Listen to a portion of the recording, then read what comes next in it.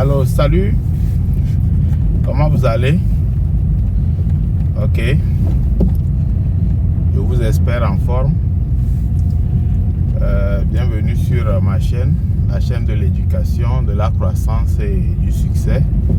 Si c'est ta première fois de nous découvrir, abonne-toi, active la cloche de notification. Et ici, nous traitons des sujets vraiment sérieux qui challenge notre vie, qui nous challenge, qui nous permet d'aller chercher plus loin notre plus-value afin d'être compétitif sur le marché. Voilà. Et donc aujourd'hui, nous allons parler de la liberté financière. De la liberté financière. Donc, quelqu'un qui a la liberté financière, c'est une personne qui est libre financièrement. C'est une personne qui a assez de ressources et cette personne vit de ses ressources. Nous sommes d'accord? Donc, le contraire de la liberté financière, c'est l'esclave financier, l'esclavage plutôt. Le contraire de la liberté financière, c'est l'esclavage financier. Donc, quelqu'un qui est esclave financièrement, c'est quelqu'un qui vit sous le fardeau des dettes. Dans cette personne, ces dettes sont plus élevées que ses ressources. Autrement dit, cette personne ne dispose d'aucune ressource. Elle ne dispose d'aucune de ses ressources. Elle ne fait que vivre de dette en dette. Nous sommes d'accord? Ici, quand je parle de dette, je ne parle pas de dette pour financer ces entreprises, non. Je parle plutôt de dette de consommation. Je parle de dette de consommation. Imaginez-vous une personne qui prend son salaire. Il prend son salaire à la fin du mois, ou bien aux 2 semaines, ça dépend de là où vous vous trouvez. Et elle est obligée de faire quoi? De payer ses créanciers totalement avec ses dettes. Et elle contracte de nouvelles dettes. Elle contracte de nouvelles dettes pour pouvoir survivre encore. Est-ce que vous voyez un peu? Donc cette personne ne fait que vivre de dette en dette. C'est-à-dire des dettes de consommation. C'est de l'esclavage financier. Nous sommes d'accord? Alors, un petit astuce pour essayer de voir si on est libre financièrement ou esclave financièrement, c'est de faire son bilan financier. Les économistes parlent de bilan financier. Ce n'est pas quelque chose de compliqué. Il s'agit de faire un tableau à 2 colonnes pour dresser la liste de ses actifs et de ses passifs. Ok?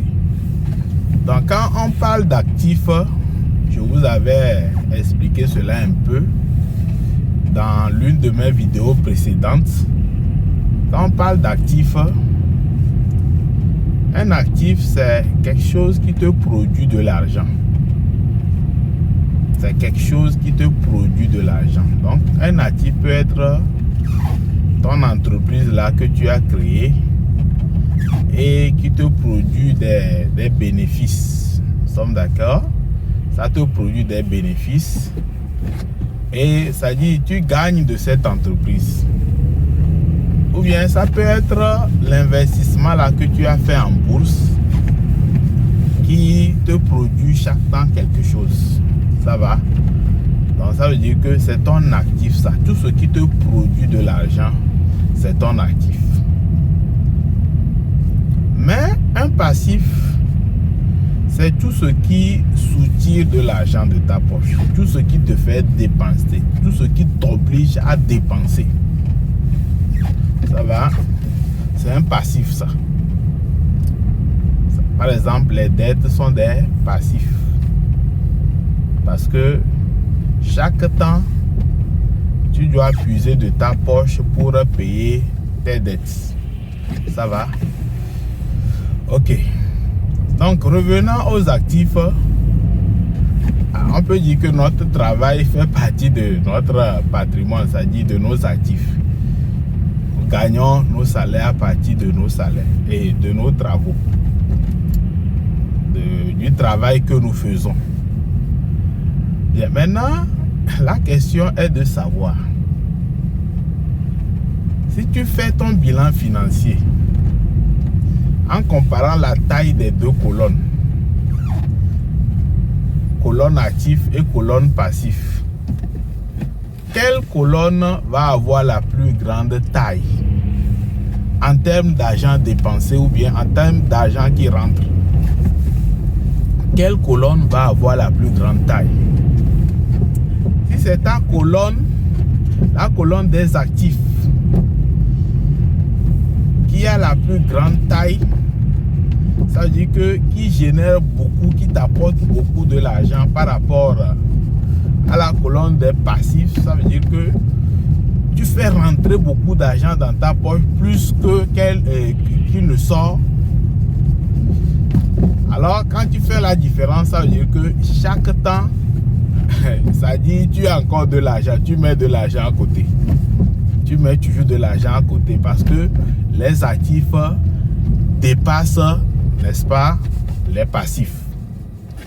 Est-ce que nous sommes d'accord? Donc dans ce cas, tu es libre financièrement. Tu es libre financièrement. Tu as la liberté financière. Et avec cette différence que tu fais chaque temps, tu peux même, n'est-ce pas, mettre de côté un fonds qui peut te permettre de vivre des années sans travailler. Ça dit, chaque fois que tu fais cette différence, à chaque mois quand tu fais la différence entre actif et passif, lorsque c'est positif et que tu mets cet argent de côté, ça dit, tu mets en réserve de l'argent. Tu mets en réserve de l'argent. Et lorsque cet argent sera bien cumulé, il te permettra de vivre des mois, des années, sans même travailler. C'est ce que les riches font. Ils essaient de bâtir des patrimoines. Ils bâtissent des patrimoines qui leur permettent,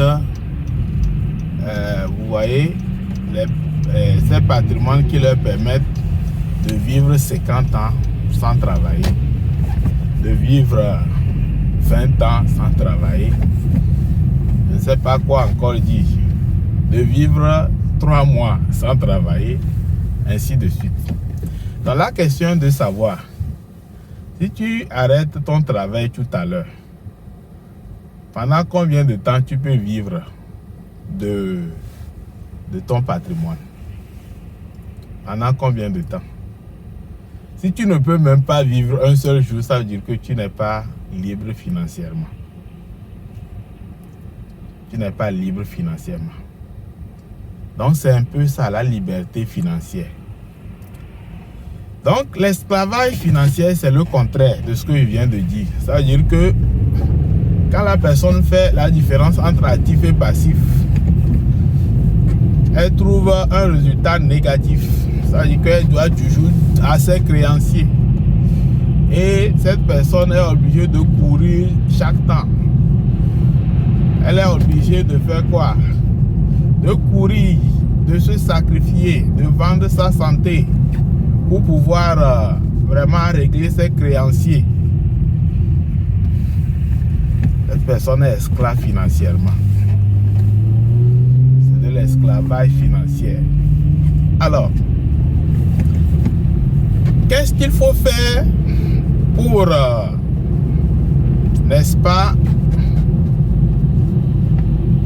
tendre vers sa liberté financière? Parce que ce que je suis en train de dire, ça me concerne aussi. Nous devons tendre vers notre liberté financière. Nous devons tendre vers ça pour vivre une vie sans souci. Pour vivre une vie sans souci, nous devons tendre vers notre liberté financière. Qu'est-ce qu'il faut faire? Ce qu'il faut faire, c'est de développer son intelligence financière.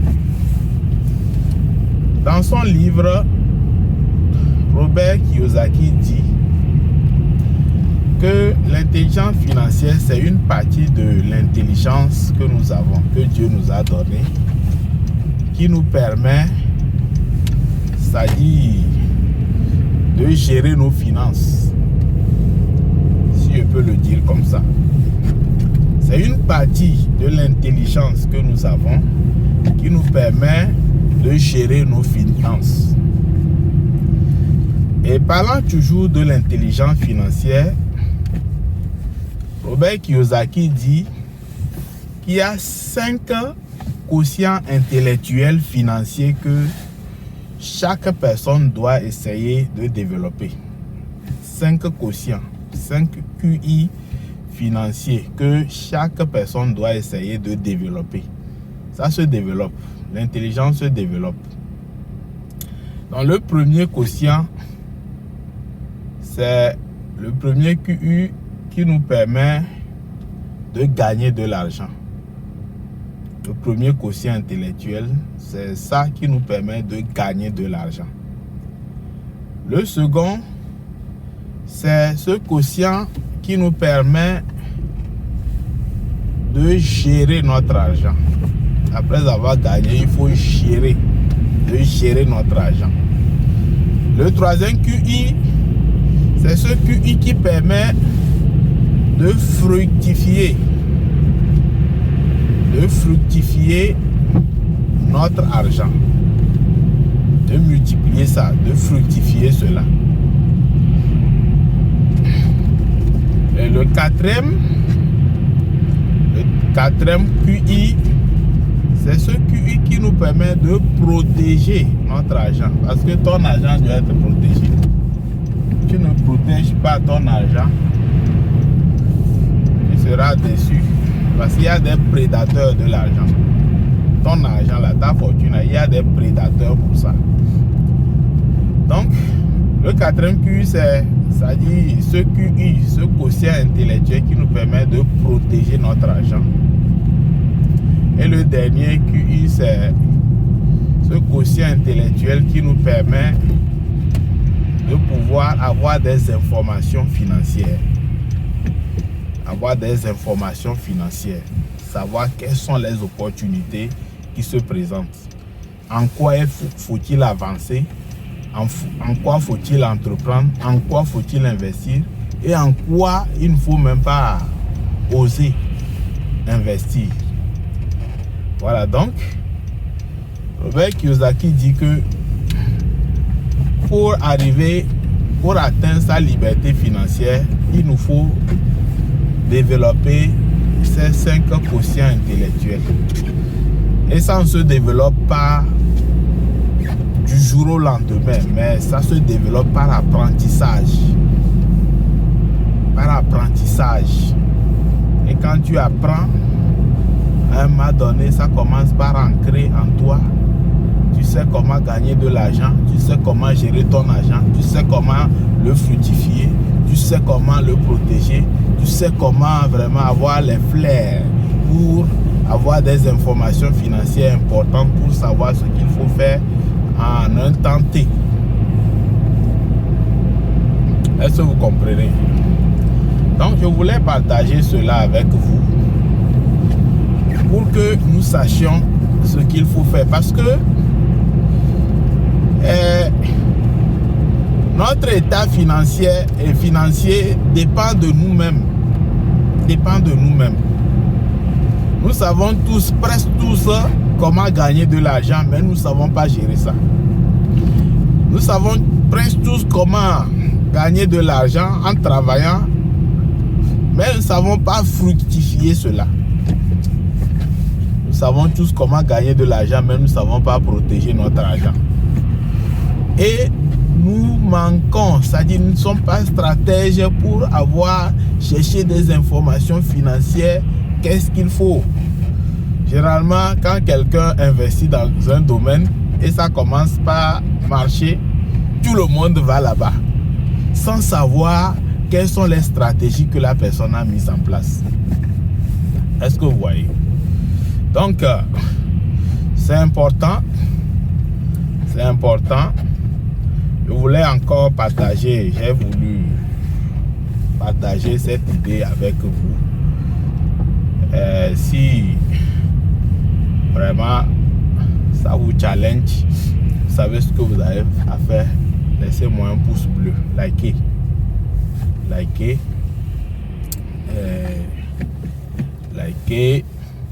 Dites-moi dans vos commentaires, dans les commentaires plutôt, ce que vous pensez. Comment vous pensez vraiment devenir libre financièrement? Comment vous pensez le faire? Dites-moi cela, c'est important. C'est clair? Et faites une like, diffusion, partagez. Toi qui ne t'es pas encore abonné à ma chaîne, je t'invite à le faire et à activer la cloche de notification. Ok? Nous sommes autour de 438 abonnés. Nous visons 1000 abonnés pour cette année. Bon, même 1000 au-delà pour les 3 mois prochains. Nous visons 1000 abonnés. C'est grâce à vous. Aidez la chaîne à grandir.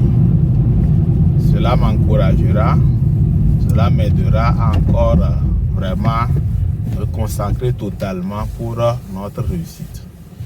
Ok, je vous souhaite une bonne journée et on se revoit prochainement. Bye bye.